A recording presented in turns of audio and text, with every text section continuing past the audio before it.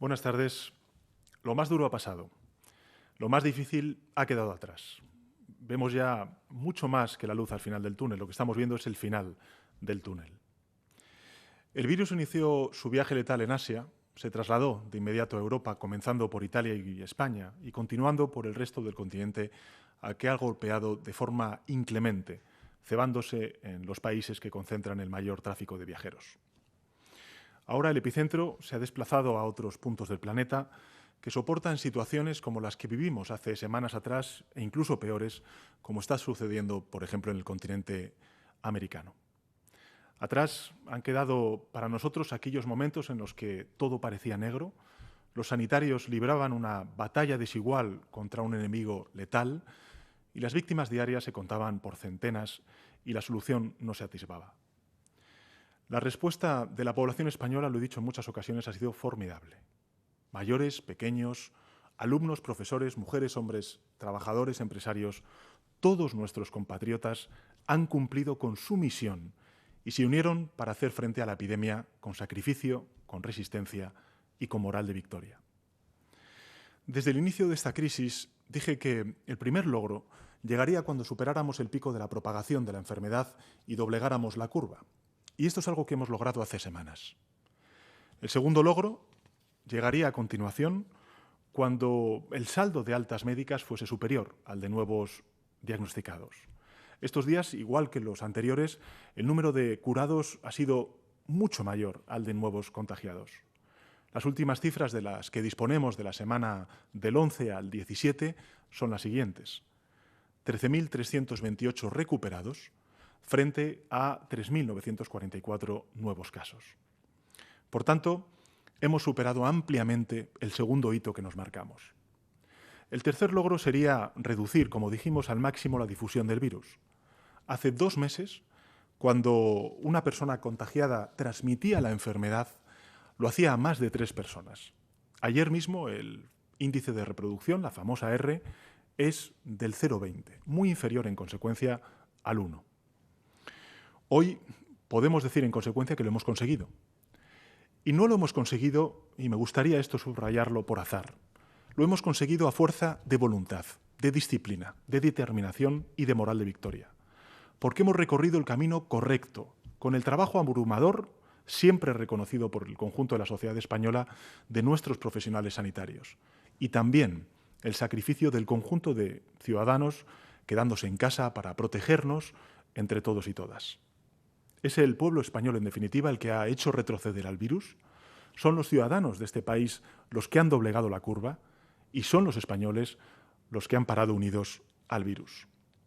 En consecuencia, la gran ola de la pandemia ha sido superada y toda España ha iniciado con pie firme la transición hacia esa nueva normalidad. La totalidad del territorio nacional estará a partir del próximo lunes en fase 1 o en fase 2 de desescalada. Este hecho tiene 2 consecuencias que me gustaría compartir con todos ustedes. La primera es que a partir del lunes, es decir, pasado mañana, todos podremos reencontrarnos con familiares, con amigos, dentro de nuestra propia provincia en la que vivamos tras semanas de separación forzada. Los comercios, en consecuencia, abrirán sus puertas progresivamente, las terrazas albergarán los encuentros pendientes y las calles recuperarán vitalidad en cada rincón de nuestro país. Recuperamos, en consecuencia, buena parte de lo que perdimos cuando el virus irrumpió de manera tan dramática en nuestras vidas. La segunda consecuencia que me gustaría compartir con todos ustedes es que hemos recuperado mucho terreno frente al virus. Lo hemos arrinconado con un costoso sacrificio. Estamos, en consecuencia, a un paso de la victoria. Pero tenemos que recordar que el virus no ha desaparecido, que sigue el acecho y que, en consecuencia, lo que tenemos que hacer es mantenerlo a raya. Es imprescindible, yo diría vital, no relajarnos, seguir con esa dosis de responsabilidad que hemos asumido en primera persona todos y cada uno de nosotros. Estamos a un paso de la victoria, estamos en la etapa de la desescalada, pero seguimos en la emergencia sanitaria. Seguir, en consecuencia, todas las reglas de las autoridades sanitarias. Hemos de tener siempre en mente lo que nos vienen diciendo las autoridades sanitarias, el lavado de las manos, la distancia entre las personas, el uso de las mascarillas. La consigna, en consecuencia, es una: No hemos de actuar con miedo, pero hemos de actuar con una extremada prudencia y responsabilidad. Ahora toca valorar esta victoria colectiva y también culminarla. Y hasta que llegue la vacuna o el remedio terapéutico, la victoria sigue dependiendo de todos y cada uno de nosotros y nosotras, de nuestra cautela, de nuestra prudencia, en consecuencia de nuestra responsabilidad, individual y colectiva. Porque un rebrote no es ni mucho menos imposible. E incluso la Organización Mundial de la Salud así lo ha advertido claramente, que existe un porcentaje importante de que haya un rebrote si no mantenemos esas conductas sociales a lo largo de los próximos meses. La prudencia, en consecuencia, debe seguir siendo nuestra guía de actuación. En este sentido, quiero citar como referencia la actitud que están adoptando algunas comunidades autónomas a la hora de recorrer el difícil camino de la desescalada. Es natural, y lo entiendo perfectamente, el deseo de avanzar a la mayor velocidad posible, pero también es importante medir los pasos e incluso detenernos a la más mínima señal de peligro. Así lo ha hecho, por citar solo un ejemplo, la Comunidad Valenciana esta misma semana, revisando su intención inicial de solicitar el paso a la fase 2 para permanecer 7 días más en la fase 1 en un ejercicio de prudencia. Creo que es una decisión que muestra que las administraciones territoriales saben actuar con responsabilidad y con madurez. Saben equilibrar, en definitiva, el deseo de recuperar la actividad económica y la normalidad con la precaución para evitar las recaídas a las cuales antes hacía referencia. Queda el tramo final de la desescalada. Nos queda alrededor de un mes, dependiendo del lugar de España donde residamos, un plazo que vamos a transitar todos hacia esa nueva normalidad y en el que será aún necesario mantener algunas restricciones a lo largo de estas próximas semanas en la actividad económica y también algunas limitaciones en la movilidad para evitar que haya personas que trasladen el virus inconscientemente fuera de su territorio. Así también como limitaciones recomendadas en reuniones para impedir que se congregue un número de personas que permita expandir el contagio de una manera mucho más intensa como hemos vivido durante las pasadas semanas. Y quiero decirles que serán muy pocas semanas, pero será necesario aún limitar esa circulación. Quiero también poner en valor algo importante que ha sido objeto de debate público a lo largo de estas últimas semanas. Quiero poner en valor la figura constitucional del estado de alarma.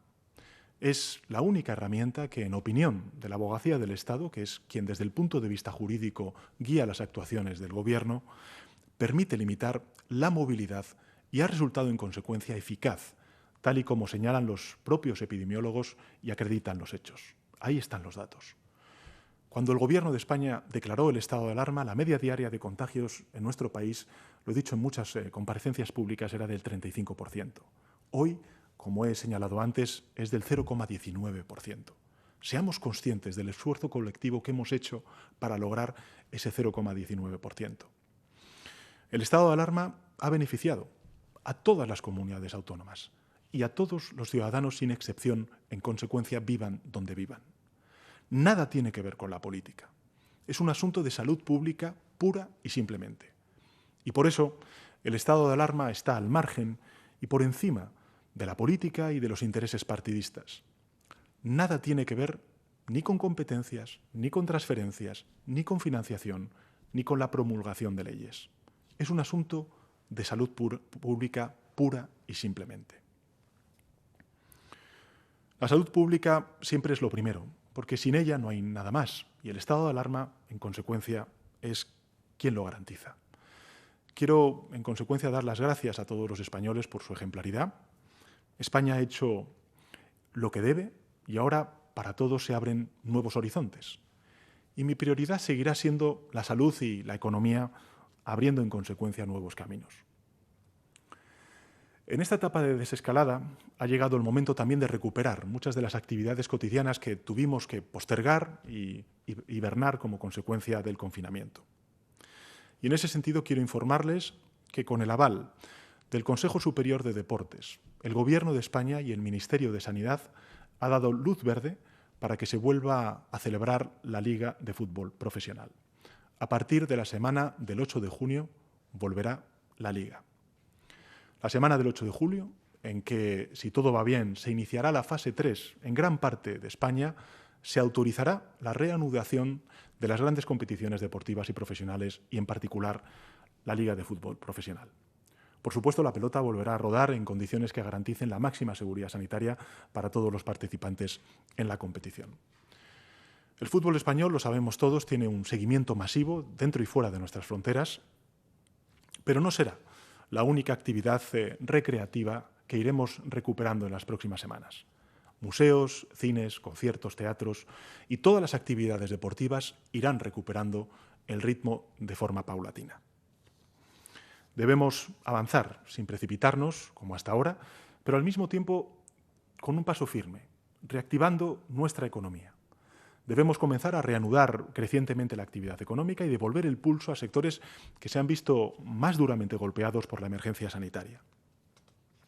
Uno de estos sectores es, sin duda alguna, la hostelería y el turismo, que tienen un papel fundamental en nuestra economía, en la creación de empleo y que cuentan con un prestigio nacional e internacional indudable. Me comprometí a hacerlo y ha llegado el momento. Quisiera, por ello, realizar dos importantes anuncios. En primer lugar, les anuncio que habrá temporada turística este verano.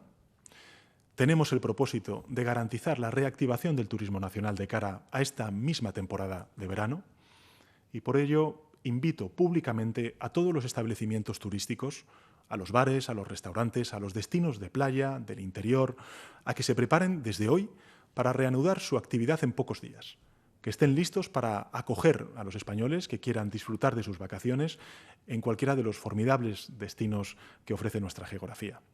Y animo también a los españoles a planificar sus vacaciones ya y aprovechar las maravillas de nuestra oferta nacional. Muchos podrán hacerlo desde prácticamente ya, a finales de junio y en adelante. En segundo lugar, como saben ustedes, España recibe cada año más de 80 millones de visitantes. Por eso les anuncio que a partir de julio, del mes de julio, se reanudará la entrada de turismo extranjero a España en condiciones de seguridad. Los turistas extranjeros, por lo tanto, pueden desde ya también planificar sus vacaciones en nuestro país. España necesita del turismo y el turismo necesita seguridad. Seguridad en origen y seguridad en destino. Por eso garantizaremos que los turistas no correrán ningún riesgo y que tampoco nos traerán riesgos a nuestro país. Desde el mismo momento en que se planificaba la desescalada, el Gobierno comenzó a preparar, de la mano del sector, medidas para relanzar el turismo, con el impulso del Ministerio de Industria, Comercio y Turismo y en coordinación, lógicamente, también con las comunidades autónomas. No hay contraposición, esto lo ha venido sosteniendo siempre el Gobierno, no hay contraposición entre salud y negocio. Sin salud no hay negocio. Y por eso el Gobierno conjugará el firme apoyo económico al sector con plenas garantías sanitarias. El turismo español era ya sinónimo de acogida hospitalaria, de clima soleado, de belleza monumental, paisajística, de seguridad ciudadana, de una espléndida gastronomía y también de un turismo cultural inigualable. El turismo español tendrá ahora, además, dos nuevos sellos: el sello de la seguridad sanitaria y el sello de la sostenibilidad medioambiental. Y así se lo haremos saber a nuestros antiguos amigos de siempre y a nuestros nuevos visitantes. Hoy les enviamos un mensaje a todos y a todas, y es que España os espera desde el mes de julio. Quien visite España puede contar con que pisa un suelo con garantía sanitaria y comprometido también con la sostenibilidad de nuestro planeta. Evidentemente queda mucho trabajo por hacer. Hay muchos sectores esenciales para revitalizar, que empujar para que funcionen de nuevo, y el Gobierno vuelve a abrir su economía y a reactivarla. Sabemos que hay una España que, a pesar del miedo y del dolor de la enfermedad que hemos sufrido durante estas semanas donde nos ha golpeado muy duro el COVID, ha superado estos meses con la certeza de tener una cierta seguridad, un empleo sólido, unos ahorros, un entorno económico favorable. Ellas y ellos podrán adentrarse en la nueva normalidad con muchas más facilidades. Y el Gobierno cuenta además con su estabilidad, con su fortaleza y con su participación activa en la reanudación de la actividad económica y en la recuperación del crecimiento económico. Pero también sabemos que existe otra España más expuesta a los vaivenes económicos producidos como consecuencia de las restricciones sanitarias. Es una España con cicatrices aún abiertas de la pasada crisis económica, con empleos en riesgo, con planes de negocio comprometidos ahora por la financiación, una España de familias en riesgo de pobreza, vulnerabilidad, de jóvenes que cuando empezaban a levantar la cabeza de una crisis se encuentran que sufren las consecuencias de otra. Es a esta España, compuesta por familias, por autónomos, por pymes, por empresarios de todo tipo, a la que el Gobierno prestará toda su atención para sostenerla en estos momentos tan difíciles. Ya lo estamos haciendo. Esta es ahora la España expuesta y la España a la que urgentemente el Gobierno tiene que continuar volcando recursos y esfuerzo. Comenzando, desde luego, por quienes corren el riesgo de caer por la pendiente de la exclusión social y, en consecuencia, de la pobreza. Por eso les anuncio que la próxima semana se aprobará en Consejo de Ministros el ingreso mínimo vital. Una medida histórica en nuestra democracia para que nadie se quede atrás y que además ha sido un compromiso desde el inicio de andadura de este Gobierno de coalición. El ingreso mínimo vital será una prestación habitual, permanente, que ya existe en otros países de Europa y con la que el Gobierno se había comprometido en el programa de investidura para reducir la tasa de pobreza en nuestro país. Su diseño final se ha conseguido gracias al trabajo exhaustivo de la Agencia Tributaria, a los equipos de seguridad social y, sin duda alguna, también a los equipos de bienestar social y al apoyo de las comunidades autónomas. Será una prestación de la seguridad social y su coste anual rondará los 3.000 millones de euros.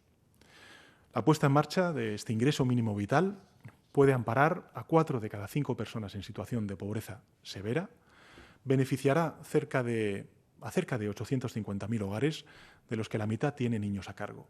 Y no olvidemos que en España hay más de 2 millones de niños y niñas que sufren pobreza. La cuantía del ingreso mínimo vital, en consecuencia, dependerá del número de miembros de cada hogar. Se analizarán las rentas que tiene cada hogar y el ingreso mínimo vital cubrirá la diferencia hasta alcanzar el ingreso mínimo que corresponda a ese hogar por el tamaño de la familia. Insisto, es vital frenar y reducir la pobreza y especialmente la pobreza infantil en nuestro país. Este ingreso empezará a cobrarse el próximo mes de junio, a medida que se vayan tramitando las solicitudes, y ni el Gobierno ni la sociedad española van a mirar para otro lado mientras nuestros compatriotas formen colas para comer, como estamos viendo desgraciadamente en algunas urbes de nuestro país. Esta crisis, otra nueva crisis 10 años después, en este lugar, como consecuencia de la pandemia, del COVID, nos tiene que hacer reflexionar y responder en positivo, no repitiendo errores del pasado. Y el Gobierno de España no se va a cruzar de brazos, como hemos hecho durante estas últimas semanas, que no nos hemos cruzado de brazos, cuando hace años ya, en contraposición con esa actitud, pues se produjeron situaciones de desamparo que dieron como consecuencia una crisis social inédita en nuestro país. No es la única decisión adoptada por el Gobierno en estos últimos días, como saben. El pasado martes, en el Consejo de Ministros, impulsamos también un proyecto muy importante para este Gobierno y también que conecta con las generaciones futuras, que es hacer frente a la emergencia climática. Hasta ahora hablábamos con frecuencia de emergencia climática sin ser del todo conscientes de lo que significaba la palabra emergencia. Ya lo hemos comprobado en nuestras carnes con la crisis del COVID-19. Ya sabemos que una emergencia es un acontecimiento capaz de alterar por completo la vida del planeta y ocasionar daños colosales, como ha ocurrido con el COVID. El mundo está advertido de que la siguiente emergencia es la emergencia climática. Nos lo viene diciendo la ciencia desde hace décadas. Y España, con esta decisión de aprobar el anteproyecto de ley que ahora estará tramitándose, o sea, iniciará su tramitación parlamentaria, el proyecto de ley de cambio climático, quiere adelantarse, anticiparse, para obligarnos a conseguir esa neutralidad climática que nos permita pertrecharnos de las herramientas y de los instrumentos para que en el año 2050, por ejemplo, todo el sistema eléctrico sea renovable en esas fechas. Estamos en la recta final de la bajada de la emergencia sanitaria. Todos tenemos sentimientos encontrados. De un lado, salimos extenuados de un confinamiento muy severo, de los más severos que ha habido en el mundo, y de otro lado persiste el temor a un rebrote de la epidemia, y junto a todo ello se suma la incertidumbre sobre las consecuencias que esta crisis descomunal en lo sanitario tiene sobre nuestros empleos, sobre nuestros ingresos, en definitiva, sobre nuestra cotidianidad. Pero a la vez somos conscientes de que hemos logrado otra vez juntos superar una prueba enorme. Hemos salido y además hemos salido más fuertes. Vamos a salir más fuertes de esta situación. Claro que ha asomado el desánimo, lo hemos vivido en primera persona todos y cada uno de los compatriotas. Claro que han brotado conductas insolidarias. Claro que el ruido de la discordia ha perturbado a veces los aplausos de los sanitarios. Pero si miramos las cosas con perspectiva, el saldo global, el balance global que arrojan estas semanas es el de una ciudadanía, el de una comunidad resuelta que ha parado la peor calamidad sanitaria de un siglo. Esa es la gran verdad. Hemos parado entre todos la peor calamidad sanitaria del último siglo. Esta sola idea nos puede dar fuerza para afrontar los enormes retos que tenemos ahora por delante. En particular, el mayor de los retos, que es el de la reconstrucción económica y social de nuestro país. La tarea más inmediata y más apremiante que nos convoca a todos, a la sociedad civil, a los agentes sociales y, sin duda alguna, también a las instituciones y a la política. Y quiero terminar también adelantando algo que ya anuncié en alguna otra comparecencia pública. Quiero anunciarles que a partir del próximo martes, cuando todo el territorio nacional esté en fase 1, el Gobierno de España aprobará la declaración formal de luto oficial en todo nuestro país en memoria de las víctimas del COVID-19. El duelo tendrá una duración de 10 días, el luto oficial más prolongado de la historia de nuestra democracia. Durante ese tiempo ondearán a media asta las banderas de todos los edificios públicos y de los buques de la Armada. Queremos con ello mostrar todo nuestro dolor, todo nuestro pesar y todo nuestro reconocimiento a las víctimas con este luto oficial. Y a este luto se sumará, como he adelantado en alguna otra comparecencia, al final de la desescalada, un gran acto de homenaje oficial, así como otras conmemoraciones y memoriales presididos por el jefe del Estado, Su Majestad el Rey. Los fallecidos en esta epidemia merecen nuestro recuerdo, nuestra memoria perdurable. Pero merecen también, si me permiten, para finalizar, un homenaje aún mayor. Merecen nuestra convivencia y nuestra concordia. Perdieron la vida quejados del mismo mal y vivieron sus últimos días en el mismo suelo. Juntos y juntas debemos convivir en el mismo país que ellos construyeron. España se lo debe. Gracias. Gracias, presidente. Comenzamos el turno de preguntas. Hoy participan los siguientes medios: News Diario, El Diario Médico, Expansión, el Huffington Post, Castilla-La Mancha Media, Business Insider, El Punt Avui, The Independent, Canal Sur y La Buena Onda. Así que comenzamos con News Diario. Pregunta, arriba los canales de voz y con el nombre por delante, si sois tan amables. Buenos días, buenas tardes, News Diario. Hola, buenas tardes, presidente. Saludos a todos. Presidente, la pregunta que quería hacerle, la primera es saber si efectivamente va a haber o no un sexto periodo de alarma. Ha dicho usted que va a ser necesario todavía contener la movilidad, limitar la movilidad, por lo que ello tiene de consecuencia para los contagios. Entonces, ¿habrá sexta prórroga? ¿Con quién va a pactar? Esa sería mi primera pregunta. Después quería hacer mención al pacto al que usted no ha hecho mención, el que se ha suscrito esta semana con Bildu. Después del pacto que se firma a las 8 de la tarde y que se modifica a las 11 de la noche, me gustaría que hiciera una reflexión sobre en qué lugar queda su palabra después de esta, digamos, maniobra.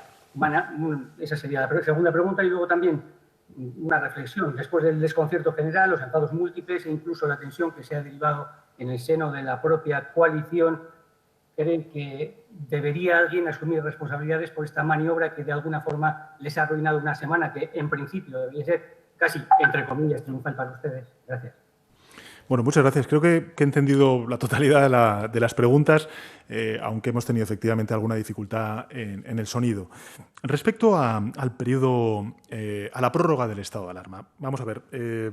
Estamos estudiando, lógicamente, una nueva prórroga porque es nuestro deber. No quiero decir con esto que sea la decisión que vayamos a tomar, porque tenemos que ver efectivamente cuál es la evolución epidemiológica del COVID-19 durante estos próximos 15 días.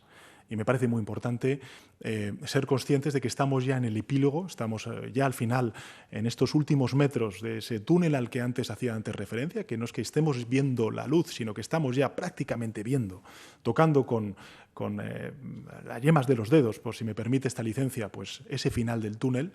Pues creo que es muy importante que nosotros veamos cuál es la evolución y en función de eso plantear al Congreso de los Diputados una nueva prórroga si es que la situación epidemiológica así lo permite. Lo que sí que es evidente es que mientras necesitemos preservar la movilidad y restringir un derecho fundamental como es el de la libertad de movilidad o también el de la libertad de reunión, pues evidentemente el único instrumento constitucional y jurídico posible en nuestro país es el estado de alarma. Pero en todo caso lo haremos escuchando a las comunidades autónomas, escuchando a los partidos políticos y siendo conscientes de que lo que tiene que anteponerse siempre, por encima de cualquier otra consideración, intereses partidistas, intereses políticos, debates que lógicamente tienen más que ver con la legislatura que con la emergencia sanitaria, lo que tiene que anteponerse por parte de todos, desde luego por parte del Gobierno en primera instancia, es la salud pública, defender la salud pública, no poner en riesgo lo que hemos logrado con mucho esfuerzo a lo largo de estas últimas semanas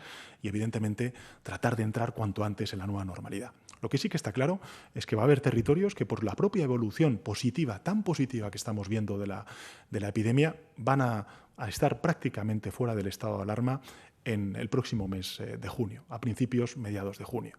Y, por tanto, creo que es muy importante todas estas señales que estamos trasladando al sector horeca, también al sector turístico, no solamente nacional, sino internacional, de que a partir del mes de junio, finales de junio, principios de julio, pues evidentemente va a haber una libertad de movilidad que nos va a permitir poder disfrutar de nuestras merecidas vacaciones, me refiero al conjunto de españoles. Y esto es algo que tiene que ver con la segunda de sus preguntas. Vamos a ver, ¿qué es lo que estábamos votando el pasado miércoles en el Congreso de los Diputados? ¿Cuál era el debate que se suscitaba? El debate era una prórroga de nuevo del estado de alarma, la quinta prórroga por 15 días más. El Gobierno de España había inicialmente propuesto un mes, pero efectivamente, después de hablar con los distintos grupos parlamentarios, aprobó en el Consejo de Ministros el pasado martes un decreto de alarma para una nueva prórroga de 15 días. Esto es lo que estábamos votando. Estábamos votando otorgar por parte del Congreso de los Diputados al Gobierno el único instrumento que tenemos para poder pilotar de una manera eficaz este proceso de desescalada a través del control de la libertad de movimiento y de restricción de un derecho fundamental como es el de la libertad de reunión. Si no se hubiera aprobado esa nueva prórroga del estado de alarma, mañana mismo, no dentro de una semana o dos, mañana mismo, cualquier persona de cualquier territorio, con independencia de la situación epidemiológica que tenga o tuviera en ese territorio, podría haber cogido el coche y haberse desplazado a su segunda residencia en la costa o en la montaña. Mañana mismo, si no se hubiera aprobado ese estado de alarma, muchísima gente se podría reunir, no 10, 15, 20, quienes hubieran querido, poniendo a juicio del Gobierno en riesgo todo lo alcanzado durante estas últimas 10 semanas. ¿Cuál ha sido el hecho insólito que se ha producido el pasado miércoles? Que el segundo partido con más escaños en el Congreso, es decir, el Partido Popular con 89 escaños, vota que no. Y, por tanto, pone en riesgo el que pueda salir adelante una nueva prórroga del estado de alarma en el Congreso de los Diputados con su voto en contra. Y eso hace, esa posición del no por parte del Partido Popular, hace que se abra la espita en la interlocución del Gobierno de España con distintos grupos parlamentarios, se abra la espita a otros debates que nada tienen que ver con la emergencia sanitaria ni tampoco tienen que ver con la salud pública. Tienen que ver con compromisos de legislatura, con compromisos de investidura o con planteamientos de financiación, de derogación o de aprobación de leyes, etcétera, etcétera, etcétera. Nada que ver con la emergencia sanitaria. Todo eso se podría haber evitado si el Partido Popular, en lugar de votar que no, o se abstiene, o como es lógico en un partido de gobierno, que por cierto gobierna en comunidades autónomas afectadas, lógicamente, por el COVID-19, hubiera votado a favor. Pero esta no es, desgraciadamente, la realidad.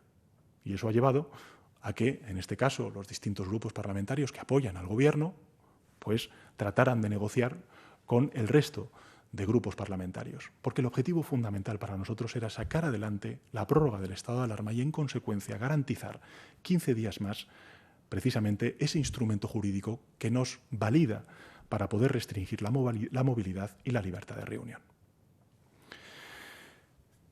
Y, en último lugar, yo creo que, en fin, la segunda pregunta y la tercera van vinculadas por lo que ha comentado el colega periodista. Bien, pregunta ahora entonces Diario Médico. Adelante, Diario Médico. Hola, buenas tardes. Rocío Rodríguez, para Diario Médico. Yo quería preguntarle, señor presidente, por un lado, en cuanto al paso de fase, si tiene sentido haber tomado la decisión de dejar pasar a Cataluña el mismo día en el que han aflorado 635 fallecidos más de los que figuraban hasta ahora en los datos oficiales por intranotificación durante días, y si tiene sentido dejar pasar de fase a Madrid cuando el propio Colegio de Médicos está pidiendo no ir tan deprisa. Eso por un lado. Y por otro lado, que justifica que el Gobierno tenga los datos de fallecidos y contagios en las residencias durante mes y medio y siga sin comunicarlos. Muchas gracias. Muchas gracias, Rocío, por sus preguntas, porque efectivamente son cuestiones que, digamos, impactan a la ciudadanía y creo que es importante responderlas como usted indica. En primer lugar, he de decirle que todo el proceso de decisión, de codecisión, por utilizar un término mucho más preciso, más exacto, entre las comunidades autónomas y las autoridades sanitarias estatales es absolutamente técnico. Son los expertos los que validan, tanto por parte de las comunidades autónomas a través de la Dirección General de Salud de las Comunidades Autónomas, como por parte también del CAES, al frente del doctor Simón, la Dirección General de Salud, y en última instancia el Ministerio de Sanidad, después de haber, digamos, hablado e interlocutado bilateralmente con los consejeros de Sanidad, los que deciden si se reúnen las capacidades estratégicas sanitarias necesarias para pasar de fase una comunidad autónoma u otra. Por supuesto que también es la realidad epidemiológica, son los datos, pero fundamentalmente son las capacidades estratégicas, porque lo que tenemos que ser conscientes es que lo más importante ahora, después de haber sufrido una invasión, no España, sino el conjunto de Europa, por parte de un virus desconocido para la ciencia y también para los personales sanitarios, los profesionales sanitarios, lo que es importante ahora es poner en marcha mecanismos de detección precoz de ese contagio. Y he de decirles que tanto Cataluña como Madrid, a juicio de los expertos, insisto, no a juicio mío como presidente del Gobierno, sino a juicio de los expertos, a juicio de las autoridades sanitarias, después de haber estudiado a fondo con ellas, cuál es el resultado de la gestión que han hecho para fortalecer esas capacidades estratégicas. Insisto, a juicio de los expertos, tanto Madrid como Cataluña en distintas fases, porque ellos han planteado una evolución diferente en función de los territorios, tienen y cumplen con esas garantías que les permiten, insisto, a juicio de los expertos, pasar a una segunda fase. Y he de decirles que tanto la Comunidad de Madrid como también la Generalitat catalana, yo he tenido ocasión de poder hablar con el ministro de Sanidad y, lógicamente, también con los expertos del Ministerio de Sanidad. Han hecho un trabajo extraordinario a lo largo de los últimos días, de las últimas semanas, precisamente para reforzar esas capacidades sanitarias. Con lo cual, desde ese punto de vista, creo que la ciudadanía puede estar, digamos, segura respecto a esa evaluación conjunta que hemos codecidido las comunidades autónomas y las autoridades sanitarias del Gobierno de España. Y en relación con la segunda de las cuestiones, creo que el doctor Simón y también los expertos epidemiológicos lo han dicho en algunas otras ocasiones. Evidentemente, nosotros estamos muy pendientes de cuáles son los datos de las residencias de mayores, estamos lógicamente muy pendientes con las comunidades autónomas de la evolución de la letalidad de esta enfermedad, y también es cierto que lo que dicen todos los expertos epidemiológicos es que cuando pase la epidemia seremos capaces de conocer con muchísima más exactitud de lo que ahora mismo podemos disponer con capacidades técnicas, cuál ha sido el impacto de la letalidad en el conjunto de la población española. Pero insisto, desde luego el Gobierno de España y también las comunidades autónomas estamos actuando con absoluta transparencia, con absoluta responsabilidad, y desde luego también haremos ese estudio cuando pasemos, esperemos más pronto que tarde, esta epidemia. Es el turno de Expansión. Mercedes Arrayer, de Expansión. Yo quería que responda a lo que le ha preguntado el compañero antes de quién es el responsable del pacto con Bildu. Ayer la ministra portavoz dio una serie de explicaciones, pero algunas contradictorias. Por un lado, no era un secreto porque se mencionó en el debate. Por otra parte, sería solo el Grupo Socialista, el Gobierno no sabía nada. Pero luego, a la vez, también el comunicado sería solo de Bildu. Quería que nos explicara si va a tomar alguna medida y por qué dicen que lo hicieron porque se sentían solos, cuando en realidad ustedes tenían el sí de Ciudadanos el martes por la mañana, era público y oficial, y esto ocurrió a lo largo del miércoles. Luego quería, en el lado opuesto de este pacto, tenemos el fondo de transferencias, como usted pedía, que está ultimando la Comisión Europea, y con la intermediación de Merkel y Macron va a ser un poco como usted pedía. ¿Qué ambicioso programa de reformas y políticas económicas acertadas que pide este fondo les va a ofrecer? ¿En qué sentido? Y por último, de lo que ha anunciado de turismo, quería saber de qué fecha estaríamos hablando exactamente. Hay un día ya fijado más o menos. Si va a haber un paquete de ayudas como el de Francia de entidad para este sector, y por qué estaban hablando esta semana del estado de alarma hasta el 7 de julio incluso, y ahora tenemos este nuevo plan turístico, si es porque nos estábamos quedando atrás respecto a nuestros competidores europeos. Muchas gracias. Muchas gracias, Mercedes, por sus palabras. He entendido que son 3 o 4 preguntas, las 2 últimas muy vinculadas con el sector turístico y al anuncio que efectivamente he hecho hoy junto con el de la Liga Profesional, que como he dicho antes y recuerdo es el 8 de junio cuando van a poder empezar a retomar las competiciones deportivas. Sobre el debate del pasado miércoles. Vamos a ver. El gobierno, Mercedes, no tenía garantizada la mayoría en esa votación. E insisto, si no hubiéramos tenido esa prórroga de 15 días más hasta el próximo 7 de junio, mañana mismo, en Madrid, pues cualquier vecino puede coger su coche e irse a Murcia, Andalucía, a su segunda residencia. Por poner un ejemplo muy concreto, muy cotidiano. Por tanto, creo que tenemos que ser todos muy conscientes de que la realidad epidemiológica en nuestro país es distinta, que por supuesto la tenemos muy controlada, pero que evidentemente necesitamos garantizar todavía una restricción de movilidad que nos permita homogeneizar la situación de la epidemia en mínimos valores en todos y cada uno del territorio nacional. Y eso lo vamos a lograr. Prácticamente lo vamos a lograr a final de esta nueva prórroga del estado de alarma, el 7 y 8 de junio, en mucha parte de nuestro país. Y en otra buena parte de nuestro país a finales de junio. Por tanto, creo que es muy importante trasladar el mensaje a la ciudadanía española de que en julio puede haber, por supuesto, pues una programación estival en el sentido de poder ir a las vacaciones, a la playa, a la montaña, a visitar cualquier monumento cultural. Y animo, sin duda alguna, a que este año, este verano, pues aprovechemos las grandes ventajas que tiene nuestro país en el ámbito turístico. Creo que es un buen momento, es un buen año para conocer aún más a nuestro gran país, en todos y cada una de sus dimensiones. Por tanto, volviendo a su planteamiento, lo más importante para el Gobierno de España, para los grupos parlamentarios que sostienen al Gobierno, era sacar adelante la prórroga del estado de alarma.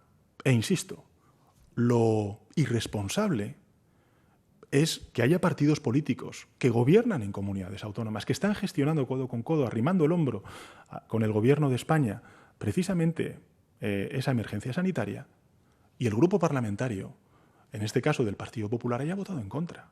No es que se haya abstenido y, por tanto, no haya obstruido la tramitación de esa nueva prórroga y haya permitido la habilitación del Gobierno de España para poder aprobar y utilizar el estado de alarma durante 15 días más para garantizar una cuestión de salud pública. Es que se ha opuesto. Se ha opuesto. Y al oponerse, pues evidentemente hay grupos minoritarios que abren la espita en cuanto a nuevos debates que tienen que ver con, bueno, pues algunos planteamientos de legislatura, algunos fondos y los requisitos de esos fondos, cómo se van a destinar a uno u otro territorio, la derogación o la aprobación de leyes, sobre todo en un momento en el que también dentro del Congreso de los Diputados, de manera legítima y como consecuencia de esta epidemia, pues hay grupos parlamentarios que consideran que el programa de gobierno se ha puesto en cuestión por la emergencia y la eclosión de esta situación tan dramática. Y ahí efectivamente es donde entra pues, la cuestión de la reforma laboral. Y la reforma laboral aprobada en 2012 por la anterior administración del Partido Popular no fue una reforma laboral pacífica, fue impuesta precisamente por la mayoría absoluta del Partido Popular entonces, con 186 escaños, y en contra del diálogo social. Rompió, de hecho, el diálogo social, como recordaban ayer mismos algunos dirigentes sindicales. Y desde el 2012 hasta ahora existe un malestar en ese diálogo social, en muchos sectores, laborales de nuestro país, de ese diálogo, como consecuencia de una imposición que no se ha conseguido, corregir. Y eso es el planteamiento que tiene el Gobierno de España. El Gobierno de España, el planteamiento que tiene, y además, si se acuerda, a principios de legislatura, en el mes de febrero, nosotros corregimos una de los impactos que tuvo esa reforma laboral en 2012, que permitía a los empresarios y empresarias despedir unilateralmente a aquellos trabajadores por una baja por enfermedad. Eso se corrigió como consecuencia de una sentencia del Tribunal Constitucional, y las consecuencias de esa reforma laboral las han vivido muchos trabajadores y trabajadoras en forma de precariedad, en forma de devaluación salarial, en forma de desprotección laboral, y también los agentes sociales en forma de un desequilibrio en la negociación en beneficio de un determinado empresario y en detrimento, en este caso, de la representación de los trabajadores y trabajadoras. Y esos son desequilibrios que el Gobierno de España aspira a corregir. Aspira a corregir porque queremos dar una respuesta positiva a esta crisis en su dimensión económica y social del COVID-19. Y, por tanto, nosotros, ¿en qué sentido queremos hacerlo? Pues queremos hacerlo en el ámbito del diálogo social. Fíjese, en el ámbito del diálogo social, en estos pocos meses que llevamos de legislatura, hemos aprobado conjuntamente gobiernos, sindicatos y empresarios una subida del salario mínimo interprofesional histórica, y en segundo lugar hemos aprobado también la extensión de los ERTEs hasta el 30 de junio. Por tanto, la voluntad del Gobierno de España es seguir impulsando el diálogo social y, lógicamente, también plantear en la mesa de reconstrucción social y económica, que ha impulsado también los grupos parlamentarios que sustentan a este Gobierno en el Congreso, pues todas aquellas cuestiones vinculadas con nuestra agenda de gobierno y con una reconstrucción que queremos que sea justa. Antes he hecho referencia también a que hemos aprobado en este último Consejo de Ministros un anteproyecto de ley de cambio climático. Hace pocas semanas aprobamos un anteproyecto de ley de modernización de nuestro sistema educativo, tan necesario, sobre todo en estos tiempos del COVID, a partir del mes de septiembre. Y así lo seguirá haciendo el Gobierno de España, siempre con la premisa del diálogo. Y además tengo que decirle que yo tengo buena relación, en este caso, con el presidente de la COE. Yo creo que es un patriota, creo que es una persona con un enorme sentido del Estado, de responsabilidad también, y estoy convencido de que ese diálogo social se retomará cuanto antes. Y finalmente, respecto a el turismo, decirle que, en fin, el sector turístico a lo largo de estos meses muy duros que hemos tenido por delante, ha sido un sector que se ha visto lógicamente beneficiado por muchas de las políticas que he puesto en marcha. Y me pasaba precisamente los datos la ministra de Industria, Comercio y Turismo, y que me gustaría compartir con todos ustedes. El turismo, por ejemplo, ha sido el sector más beneficiado en las líneas de avales ICO. Hasta el 18 de mayo, esta línea ha financiado 82.324 operaciones. 82.324 operaciones a 68.662 empresas por un importe total, nada más y nada menos que de 6.441 millones de euros. 6.441 millones de euros. Adicionalmente, habría además que añadir esos 400 millones de euros que se habilitaron al principio de la pandemia como consecuencia de la línea Thomas Cook, que se abrió como consecuencia de la quiebra de este operador turístico. En cuanto a las prestaciones a trabajadores autónomos por cese de actividad, he de recordarles que en hostelería y turismo los datos que tenemos es que hay 259.238 beneficiarios hasta el 20 de mayo, es decir, un 20% del total de las solicitudes resueltas están vinculados a trabajadores autónomos, relacionados con la hostelería y con el turismo.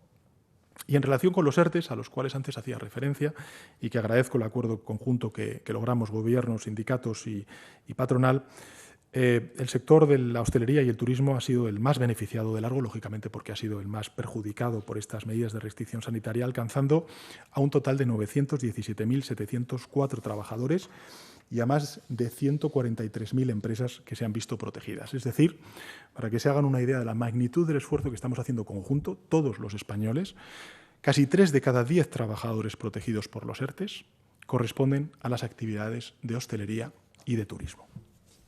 Y efectivamente, como bien indica usted, Mercedes, en el aspecto de la negociación que estamos teniendo a nivel europeo, lo que está haciendo el Gobierno de España desde hace unas semanas a esta parte es ver el impacto sectorial del COVID en todos y cada uno de las ramas de actividad productiva y, por tanto, una parte importante de ese fondo de recuperación, cuando se ponga en marcha, se vehiculará también para rescatar, para ayudar a estos sectores tan importantes en términos de empleo, de capacidad de riqueza anual de nuestro país y lógicamente, que necesitan el apoyo de esos recursos públicos, tanto a nivel nacional como a nivel europeo.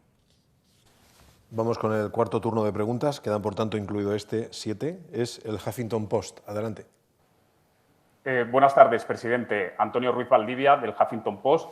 Yo quería preguntarle, después del no de Esquerra Republicana y de Compromís, si cree que la legislatura durará 4 años. También quería preguntarle si apoya la versión de la vicepresidenta Nadia Calviño de que es absurdo derogar la reforma laboral, o la del vicepresidente Iglesias de que se derogará de manera íntegra. Y quería también preguntarle, por favor, sobre los escraches que han sucedido con el vicepresidente Iglesias y con el ministro José Luis Ábalos. ¿Qué opinión le merecen? Muchísimas gracias. Muchas gracias, Antonio, por sus palabras. Respecto al último punto que usted mencionaba, vinculado con los scratches que se están... efectivamente, yo he trasladado tanto al vicepresidente Iglesias como también al ministro Ábalos toda la solidaridad del Gobierno de España, la mía política, la mía personal. Lógicamente me parece inaceptable lo que está ocurriendo. He de decirle que no son solamente ellos dos, que desgraciadamente hay otros ministros y ministras que a lo mejor no han salido a los medios de comunicación porque no son tan conocidos en términos de impacto político, pero que también están sufriendo scratches, y saben ellos y ellas que cuentan con toda mi solidaridad y todo mi compromiso. Me parece inaceptable que en una situación como esta estén viviendo representantes públicos por defender sus ideas y gestionar y defender la salud pública y salvar vidas en nuestro país, estén sufriendo estas conductas. Y en ese sentido, aunque parezca que, en fin, clamo en el desierto, desde 10 semanas a esta parte he pedido concordia, convivencia, respeto, tolerancia. Y, por tanto, que las conductas de odio y de ira que se están viendo en algunos momentos sean marginales. Porque creo que este es un gran país que ha dado una gran respuesta a una crisis inédita, que ha hecho emerger también contradicciones de sociedades complejas como la nuestra, sociedades que han arraigado afortunadamente conductas y derechos y libertades que hemos tenido que postergar, como pueda ser, por ejemplo, el que uno pueda libremente moverse en nuestro país o reunirse con quien considere. Lo hemos ponderado, hemos renunciado, limitando esa capacidad precisamente para defender la vida y defender la salud de todos. A esto la sociedad española no se había enfrentado nunca, en 100 años. Esa es la gran verdad. Y la gran verdad es que esta es una gran sociedad que ha dado una gran respuesta a un gran drama que ha sido la pandemia que hemos sufrido durante estas últimas semanas. Y, por tanto, creo que es bueno quedarme con ese, digamos, con ese mensaje de tolerancia, de convivencia, de concordia, de respeto al adversario. Aquí no hay enemigos, solamente hay un enemigo, que es el COVID, y sin duda alguna, pues arrinconar todos esos mensajes de odio, de ira, que lo único que hacen es fracturar, cuando precisamente lo que queremos y necesitamos para salvar vidas, empresas y empleo es la unidad de todos y de todas. Pensemos lo que pensemos, dejemos a un lado eso, centrémonos en lo más importante, volquemos todas nuestras energías positivas en dar una respuesta positiva a un drama nacional como es el de la pandemia y, en consecuencia, sus implicaciones en el ámbito económico y social. Pero, lógicamente, tienen toda mi solidaridad personal y política. Sobre la primera de las cuestiones, ¿no? Si la legislatura. Bueno, en fin, es que los españoles, cuando van a las urnas, siempre aciertan. Siempre aciertan. El año pasado, recordemos, hombre, han sido 5 elecciones el año pasado. 5 elecciones. 2 elecciones generales. Elecciones europeas, elecciones autonómicas, elecciones municipales. Hombre, yo creo que lo que necesita España, lo que creo que pide el sentido común, pues es estabilidad, es gobernabilidad, es ponernos manos a la obra para poder recuperar el crecimiento económico y la senda de creación de empleo perdida como consecuencia de esta pandemia, es trabajar en Europa para que se nos vea unidos como sociedad, como instituciones, políticamente, para decirles que Europa tiene que moverse, tiene que avanzar, para dar una respuesta solidaria, común. En fin, en eso está el Gobierno de España, no está en otras disquisiciones. Si hay otras formaciones políticas que piensan que el COVID puede ser una oportunidad para derrocar el Gobierno, creo, bueno, se equivocan políticamente, porque hay 4 años por delante. Pero, en segundo lugar, creo que no hacen bien al país, porque el país necesita estabilidad, y necesita confianza, y necesita arrimar el hombro, necesita gestionar, necesita avanzar. Y eso es lo que está haciendo humildemente el Gobierno a lo largo de estas semanas. Y la última pregunta, Antonio. Fíjese, a lo mejor porque en este espíritu pues me he imbuido algo, pero no me parecen contradictorias, ¿no? Vamos a ver. Es evidente, como he dicho antes, que la reforma laboral aprobada unilateralmente por parte del Gobierno del Partido Popular hace 8 años, pues conculcó muchos derechos laborales conquistados durante muchísimos años por parte de los trabajadores. Desequilibró el poder de negociación entre los trabajadores y empresarios. Precarizó las relaciones laborales. Fíjese, 14% de los trabajadores y trabajadoras son pobres, no llegan a fin de mes. Antes, estoy hablando con cifras de antes de la crisis. Pues hombre, yo creo que ahí hay un malestar al que tenemos que dar una respuesta positiva. Y nosotros queremos centrarlo en el diálogo social y en la comisión de reconstrucción. Y como consecuencia, además, de la sentencia del Tribunal Constitucional, ya empezamos a corregir algunos defectos de esa reforma laboral impuesta por el Partido Popular anteriormente al principio de la legislatura, con esta cuestión vinculada al despido de los trabajadores que tenían baja por enfermedad. Y por otro lado, lo he dicho antes, no tiene ningún sentido plantear esos debates cuando estamos hablando de lo que estamos hablando. Y es un Congreso de los Diputados que tiene que votar una cosa y solo una cosa, y es la emergencia sanitaria, cómo responderla, cómo garantizar a través del único instrumento constitucional que tenemos, que es el estado de alarma, la restricción de la movilidad, para de una vez por todas, en este epílogo en el que estamos ya, en estos últimos metros que tenemos hasta que finalicemos el túnel que desgraciadamente hemos tenido que atravesar a lo largo de estas durísimas semanas, podamos recuperar nuestra normalidad. Yo creo que estos son los elementos centrales del debate. Lo demás, honestamente.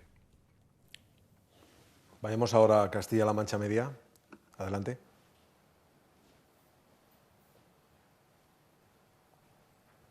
Sí, adelante. ¿Nos escucha Castilla-La Mancha Media? Buenas tardes a todos. Buenas tardes, presidente. José Luis Martín de Castilla-La Mancha Media. Yo, al hilo de lo que le ha preguntado a mi compañero, sí me gustaría que nos hiciese una valoración tras el acuerdo alcanzado con Bildu, porque sí ha generado ciertas críticas, tensiones internas en el PSOE por parte de algunos dirigentes territoriales. No sé si ha tenido oportunidad de hablar con ellos. Y también si nos podría valorar, por favor, las manifestaciones que han recorrido algunas ciudades durante este sábado, convocadas por una organización política concretamente. Muchísimas gracias. Muchas gracias, José Luis, por sus palabras y sus preguntas. En relación con la primera, bueno, yo creo que ya ha respondido 3 veces. Volveré a decirlo, lo importante de verdad. Y lo que nos estábamos jugando el pasado miércoles es la salud pública. Y el único instrumento que tiene ahora mismo el Gobierno de España, constitucional, y que además así ha sido avalado por parte de quien tiene que darnos la apoyatura jurídica en un Estado democrático y de derecho como el que tenemos, es la abogacía del Estado, que el único instrumento que tenemos es el estado de alarma, es el que utilizamos. E insisto, si no hubiera salido adelante el estado de alarma 15 días más hasta el próximo 7 de junio, mañana mismo hubiera habido libertad de movimiento en todo el país. No hubiera habido restricciones, por ejemplo, a las manifestaciones que usted ha hecho referencia hoy. Me refiero en el ámbito no de los automóviles, sino de las concentraciones humanas. Y en consecuencia, creo que tenemos que ser todos muy conscientes de lo que nos estamos jugando y del esfuerzo que hemos hecho durante estos últimos 8 semanas, 10 semanas, y de la responsabilidad que tienen todos los grupos parlamentarios, y significativamente el primer grupo parlamentario, después del grupo parlamentario socialista, el principal partido de la oposición, que se ha situado en el no. No dando alternativa, porque no hay alternativa al estado de alarma precisamente para esta cuestión. Por tanto, creo que es importante ser conscientes de que estamos hablando de esto, de la emergencia sanitaria, de que no está resuelta, que estamos tocando con la yema de los dedos precisamente esa victoria, que hemos anunciado cosas muy importantes. La recuperación de la reapertura de muchísima actividad económica en buena parte del país. El que buena parte del país, prácticamente en cuestión de muy pocos días, pocas semanas, va a estar levantado el estado de alarma. Y las otras comunidades autónomas muy cerca de estar levantado el estado de alarma y, por tanto, de recuperar toda esa libertad de movimiento. Pero creo que tenemos que hacerlo con una enorme dosis de generosidad, porque de lo que estamos hablando es de la responsabilidad que tenemos todos y cada uno de nosotros como organizaciones políticas, como gobiernos, como instituciones, precisamente para proveernos del instrumento que nos garantiza precisamente eso. Y yo, si tengo que lamentar algo, es precisamente que el principal partido de la oposición se haya situado en el no, en la España del no. Y efectivamente, las manifestaciones que ha habido convocadas por la ultraderecha en el día de hoy, pues yo poco tengo que decir. Este es un derecho constitucional, Vivimos en un Estado social y democrático de derecho. Ellos son libres, lógicamente, de movilizarse como consideren oportuno. Lo que sí que, pues evidentemente, pido es que se respete pues, todos aquellos criterios, normas, decisiones que las autoridades sanitarias nos han dicho que tenemos que preservar precisamente para garantizar la salud pública y no el contagio del conjunto de la ciudadanía. Y a partir de ahí, pues como he dicho antes, aunque clamen el desierto en algunos de estos responsables políticos, desde luego el Gobierno de España y yo en primera persona lo que voy a clamar es por la concordia, por la convivencia, por el respeto, por la tolerancia y no por el odio y la ira. Pregunta ahora Business Insider. Sí, muchas gracias, Miguel Ángel. Buenas tardes, presidente. Soy Alberto Aguiar, de Business Insider de España. Yo seré breve. Tengo preguntas sobre la reanudación del sector turístico y sobre las visitas de turistas extranjeros. ¿Se restablecerán todas las conexiones aéreas o se priorizarán algunas sobre otras? ¿Puede adelantar cómo incentivará el Gobierno el turismo nacional? Y acababa de decir usted que no hay alternativa al estado de alarma. ¿Mantiene entonces el Gobierno el compromiso con Ciudadanos de realizar una reforma legislativa que pueda ayudar a realizar la desescalada con garantías sin necesidad de usar este instrumento constitucional? Muchas gracias. Muchas gracias, Alberto. En relación con las primeras de las cuestiones, creo que en los próximos días, pues lógicamente los responsables, la ministra de Industria, Comercio y Turismo, el ministro de Transportes, Movilidad y Agenda Urbana, en definitiva todos irán concretando en colaboración con las comunidades autónomas y también con los sectores todas estas cuestiones a las cuales usted hacía referencia. Lo que sí que creo que es muy importante es volver a recordar que en el mes de julio los turistas extranjeros vendrán con garantías, podrán venir a España a disfrutar de todo el patrimonio turístico que tenemos, tanto natural como cultural, como histórico, en definitiva paisajístico, como consideren. Este es el primer punto. Y el último punto, que es el que hacía usted referencia sobre la alternativa o no alternativa, ¿no? Claro, el único precedente que ha habido en nuestro país de la aprobación del estado de alarma fue precisamente también con una administración socialista, con el expresidente Zapatero, precisamente para un tema muy concreto que fue la crisis de los controladores aéreos. Acordarán ustedes de ese hecho. Pero jamás en la historia democrática de nuestro país se ha tenido que prolongar una medida tan extraordinaria durante tantas semanas. Vamos a estar, 2 meses y medio, con un estado de alarma que afecta al conjunto de la población y no a un colectivo como pudo ser el de los controladores aéreos y su sustitución, en ese caso, por el Ejército para salvaguardar precisamente un derecho fundamental que era el de la libertad de los ciudadanos de movimiento en el conjunto del territorio español y también fuera de él. Fíjese cómo cambia la situación, ¿no? Pero esta es la realidad. Claro, convertir en ordinario una prerrogativa extraordinaria que le confiere el estado de alarma en su artículo 116 la Constitución española al Gobierno central, como es la restricción de la movilidad y la restricción de derechos fundamentales, me parece, que tenemos que meditarlo entre todos. Yo creo que hay cuestiones que tienen que seguir estando residenciadas en situaciones de extraordinaria gravedad como las que hemos vivido durante estos últimos meses, y no tanto convertir en ordinario una potestad que tiene que continuar siendo extraordinaria. A partir de ahí, yo sí que creo que cuando ya lleguemos todos a la normalidad reforzada, a la nueva normalidad, como queramos llamarla, me refiero a la normalidad protegida con mayor responsabilidad individual que vamos a tener que asumir todos en forma de mascarillas, de distanciamiento social, en fin, todas estas cuestiones a las cuales ya todos nos hemos acostumbrado, pues tendremos que reflexionar cómo reforzar esos mecanismos de coordinación, porque este es un Estado compuesto donde está el Gobierno de España y están las comunidades autónomas. Creo que a lo largo de estas semanas pues todos hemos estado en mucha tensión, me refiero en términos positivos, hemos tenido tanto gobiernos autonómicos como el Gobierno de España y las autoridades sanitarias que trabajar mucho, que incorporar nuevos elementos de cultura de cooperación y de codecisión. Y creo que es algo que hemos reforzado, que hemos aprendido y que a lo largo de las próximas semanas, meses, hasta que encuentre la ciencia pues ese remedio, lógicamente tendremos que seguir reforzando y que seguir ejerciendo. Pregunta del Punt Avui. Sí, David Portabella, del diario El Punt Avui. Presidente, en su día electoral se opuso a una coalición con Podemos porque no le dejaría dormir. David, si eres tan amable, ¿nos escuchas para repetir la pregunta? Por la vicepresidenta Calvi. No, vamos a intentar pasar posiblemente al siguiente mientras recuperamos la intervención de Al-Puntawi. En este caso, después de Al-Puntawi, preguntaba si está preparado el corresponsal de Independent. Adelante. Muy buenas, presidente. Graham Keeley, The Independent. Muchos británicos estarán súper contentos para saber que pueden venir a España en julio, pero ¿puedes explicarnos qué significa turismo de seguridad y cómo será la temporada? Por tus preguntas, por sus preguntas y también, efectivamente, la conexión que tiene España con el Reino Unido es total en muchísimos ámbitos.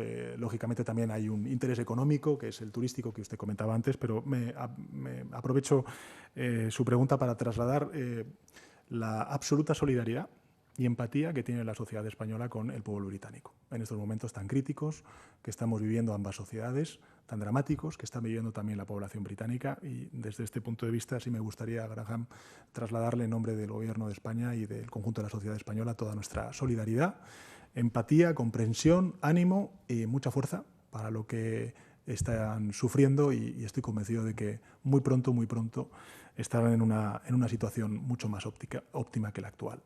Y en relación con su pregunta, más concreto, el Gobierno de España, a través del Ministerio de Industria, Comercio y Turismo, a lo largo de estas últimas semanas ha venido elaborando ya protocolos para el sector turístico, para el sector hostelero, en cuanto a la seguridad que tenemos que dar también en el ámbito sanitario.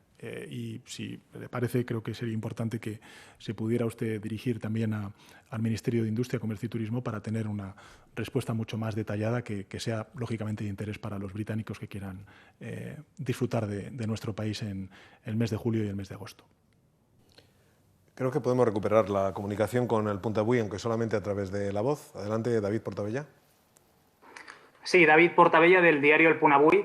Presidente, en su día, estando en campaña electoral, se opuso a una coalición con Podemos porque no le dejaría dormir tener dos gobiernos. Viendo la disputa ganada por la vicepresidenta económica al vicepresidente Iglesias en un asunto tan sensible como la reforma laboral, ¿se ha hecho realidad el temor a tener dos gobiernos? En segundo lugar, cuando Esquerra Republicana, ya sea Oriol Junqueras desde la cárcel o ya sea Gabriel Rufián en el Congreso, le dicen o diálogo o mesa de gobiernos o no hay legislatura, ¿lo ve como un ultimátum o se ve capaz de reeditar la carambola a tres bandas, a izquierda y a derecha, con Ciudadanos, el PNV y Bildu?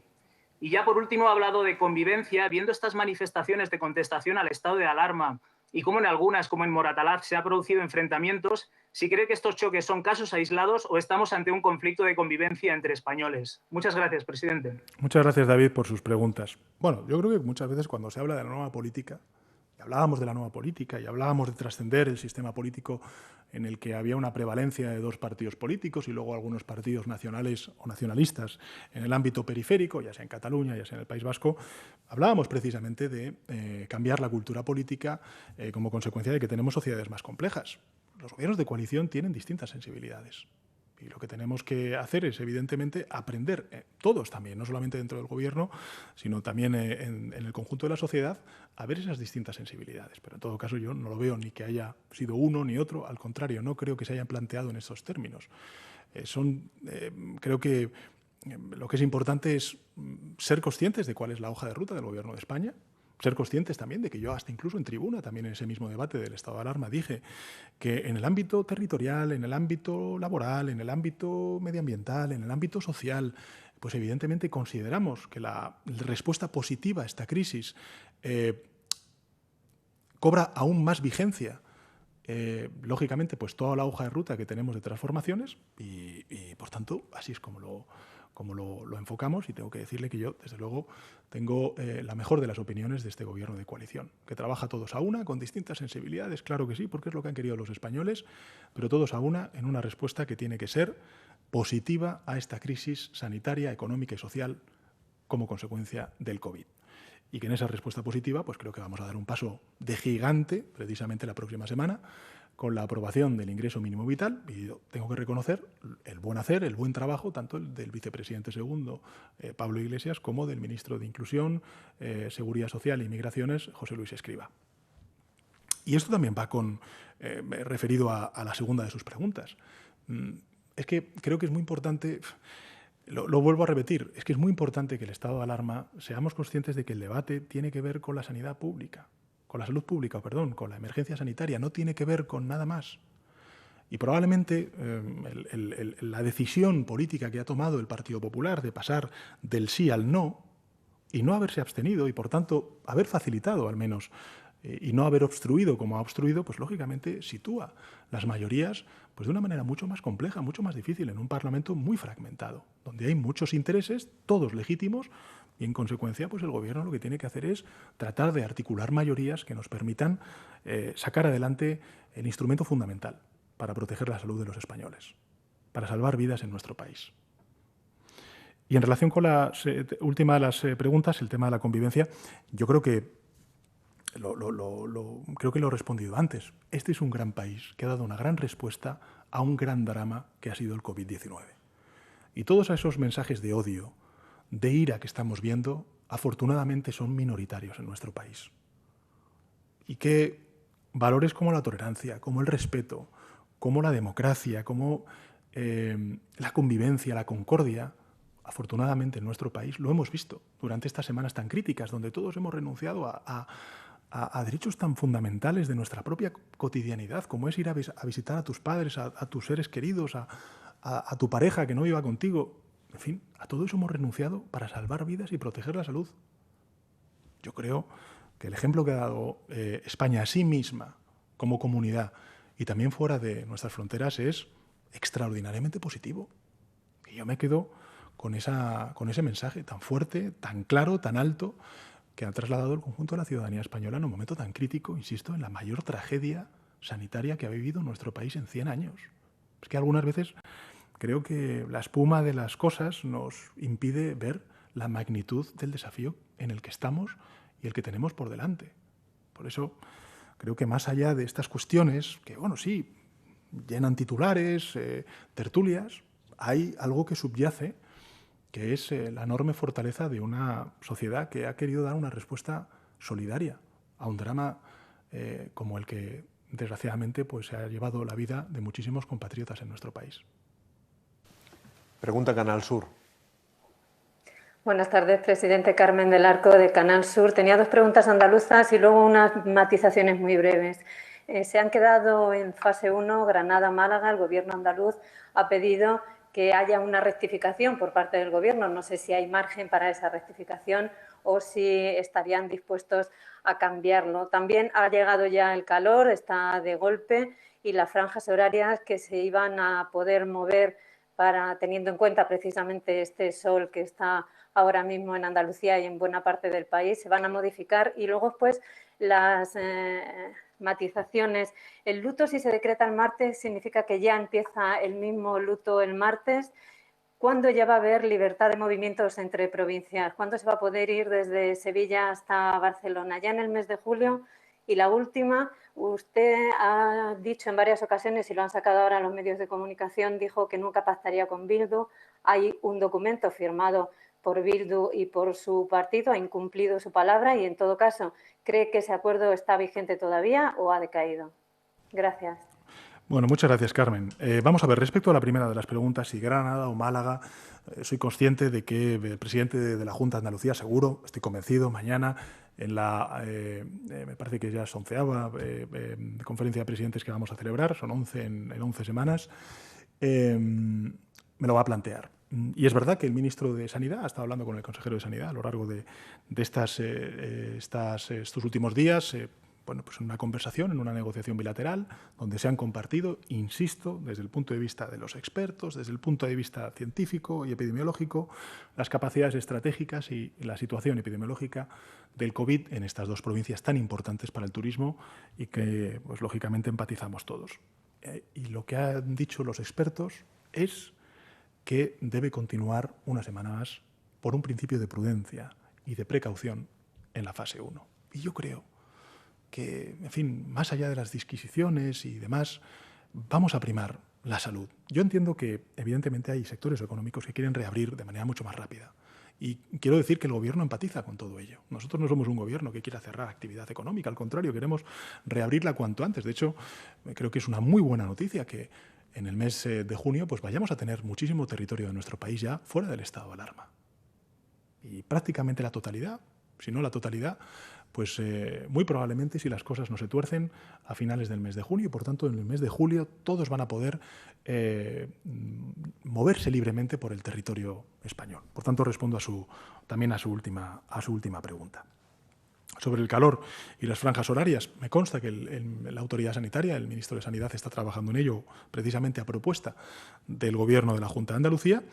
Respecto al luto, decirle que efectivamente será a partir del próximo martes, del Consejo de Ministros. Va a ser la primera vez en la historia de nuestra democracia que se decrete el luto nacional por un espacio tan prolongado de 10 días y también, evidentemente, cuando ya estemos todos fuera del estado de alarma, cuando ya haya libertad de movimiento, pues evidentemente celebraremos un homenaje a título póstumo de todas las víctimas del COVID y que será presidido, pues lógicamente, por el jefe del Estado.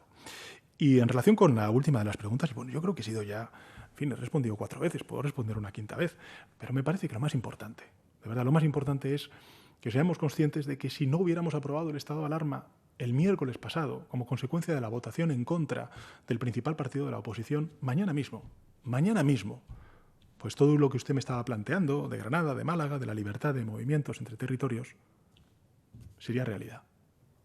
Y probablemente, al menos a mi juicio, y esto, pues evidentemente, la oposición lo criticará, pues hubiéramos puesto en riesgo mucho del alcanzado hasta ahora. Finalizamos con las preguntas de La Buena Onda Radio. Adelante. Sí, hola, buenas tardes, presidente. Manuel Méndez de La Buena Onda Radio, desde Aldea en Cabo. Tengo varias cuestiones para usted. La primera, hay una propuesta que se está organizando en change.org de que muchos padres de familia han de volver a su puesto de trabajo presencial y no saben con quién dejar a sus hijos. La propuesta ahora mismo está firmada por más de 160.000 ciudadanos que desean soluciones. Entre otras cosas, le solicitan al Gobierno la continuación del teletrabajo, la adaptación de su jornada y reducción de la misma y una ayuda retributiva para la contratación de personal.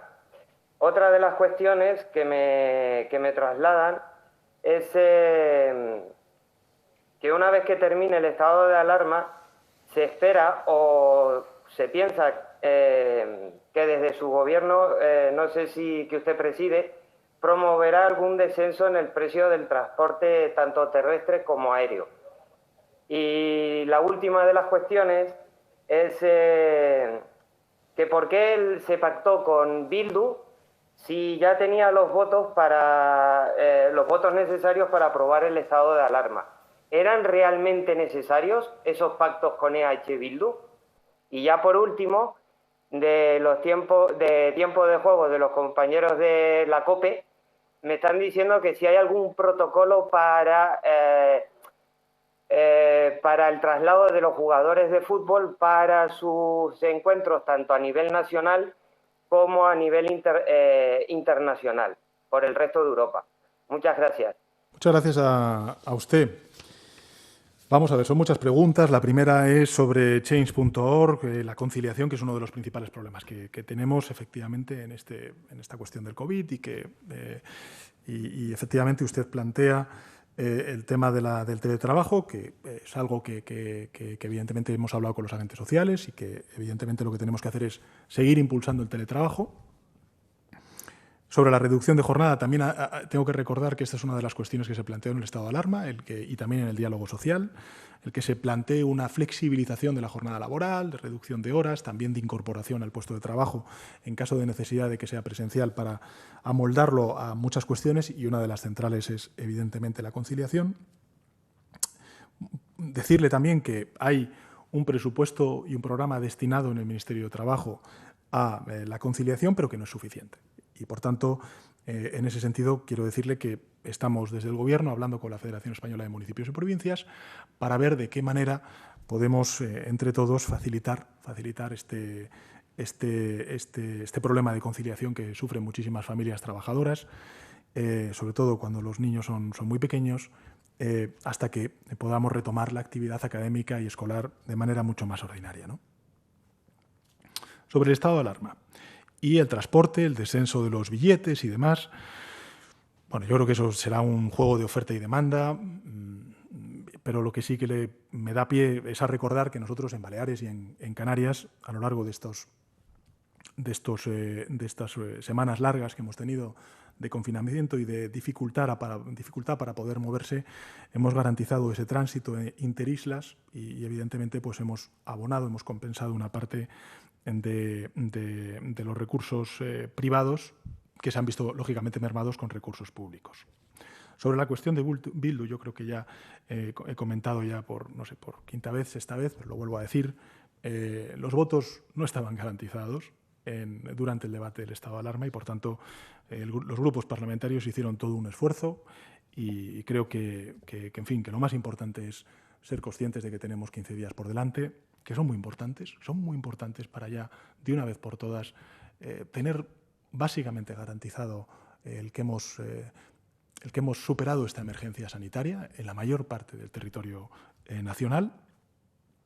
Y en relación con la pregunta que le hacen sus compañeros de la COPE, de la sección deportiva, decirle que tanto la Autoridad Sanitaria como el Consejo Superior de Deportes y en este caso también la Liga Profesional de Fútbol pues están en esa interlocución, en ese diálogo para plantear y aprobar un protocolo que garantice la seguridad de salud de los jugadores y de las jugadoras en el reinicio de esta competición. Y si me permite, secretario de Estado, porque me parece importante, y ya con esto termino, si esta es la última de las preguntas, simplemente dar un dato que me parece, en fin, muy ilustrativo, muy paradigmático del esfuerzo que estamos haciendo el conjunto de administraciones, el conjunto de la sociedad española y que tiene que ver con el número de test realizados. Que saben que es siempre una polémica entre el Gobierno y la oposición. Aquí están los datos y los comparto con todos ustedes.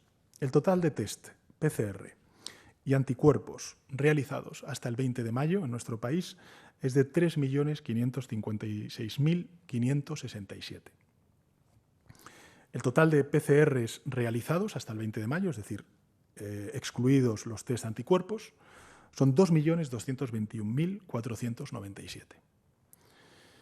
El total de PCRs realizados durante la última semana, es decir, del 15 al 21 de este mes, han sido 302.086. El total de test anticuerpos realizados entre la semana del 15 al 21 han sido 216.641. Saben ustedes que a lo largo de esta semana se ha iniciado la segunda oleada del test de seroprevalencia para saber exactamente cuál es la estimación que hacen los epidemiólogos sobre la situación de la epidemia en este momento. Y, por tanto, lo sabremos a lo largo de los próximos días, esta segunda oleada a la misma población que hicieron la primera oleada y que tuvimos los resultados hace pocos días, podremos ver cuál es la evolución de la epidemia de una manera mucho más fidedigna. ¿Y qué quiero decir con esto? Que la cooperación, la colaboración y la coordinación que estamos desarrollando e implementando desde el Gobierno de España y con el concurso de todas las comunidades autónomas, piensen lo que piensen, voten lo que voten, tengan la orientación ideológica que tengan, está siendo extraordinariamente positiva. Y yo quiero lanzar este mensaje a la ciudadanía española de que la cooperación entre todas las administraciones está siendo francamente positiva y por eso tenemos estos datos tan alentadores que espero puedan verse ya sustanciados definitivamente a lo largo del mes de junio y por tanto podamos recuperar pues, todos nuestros derechos, todas nuestras libertades, levantar todas estas restricciones que nos hemos autoimpuesto para recuperar nuestra normalidad. Y apelar, como siempre hago, a un principio esencial que es básico, por mucho esfuerzo que hagamos todas las administraciones públicas, que es el de la responsabilidad individual. Es fundamental si queremos que el virus no rebrote con la fuerza que lo hizo en esta primera oleada y, por tanto, podamos caminar seguros ahora que recuperamos los espacios públicos. Gracias. Gracias, presidente. Gracias a todos los participantes.